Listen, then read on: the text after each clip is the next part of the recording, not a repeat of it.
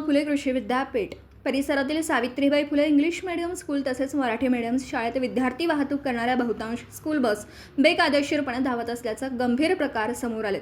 या बसांकडे आवश्यक कागदपत्रांची पूर्तता नसणं, आरटीओ मान्यता नसणं, सुरक्षा नियमांकडे पूर्णपणे दुर्लक्ष केल्याची माहिती मिळत असून पालकांमध्ये तीव्र संताप व्यक्त होतोय।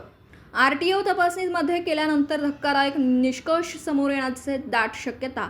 स्थानिक प्रशासन व आरटीओच्या प्राथमिक तपासणीत अनेक बस चालकांकडे परवाना प्रकार, अपूर्ण फिटनेस प्रमाणपत्र, कालबाह्य विमान उतरणीकरण नसणं, वयोमर्यादा उपकरण नसणं, अग्निशामक यंत्र, फर्स्ट एड किट नसणं, स्कूल बसमध्ये कॅमेरा नसणं अशा धक्कादायक गोष्टी उघड होतात।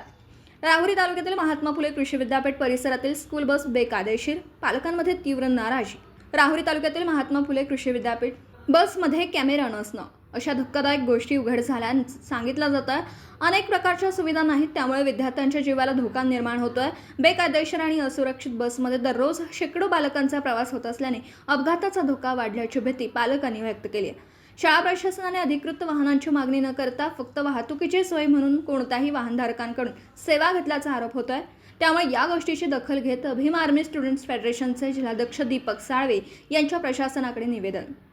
या प्रकरणी दीपक साळवे यांनी तहसील कार्यालय तसेच आरटीओ विभागाकडे तातडीने कारवाईची मागणी करत निवेदन देण्याची तयारी सुरू केली आहे।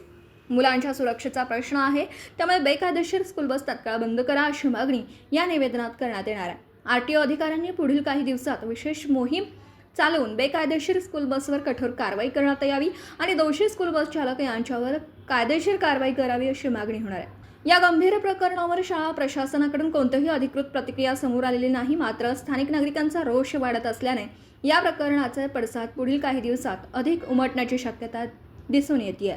दीपक साळवेसह योगेश पवार, न्यूज 14 राहुरी।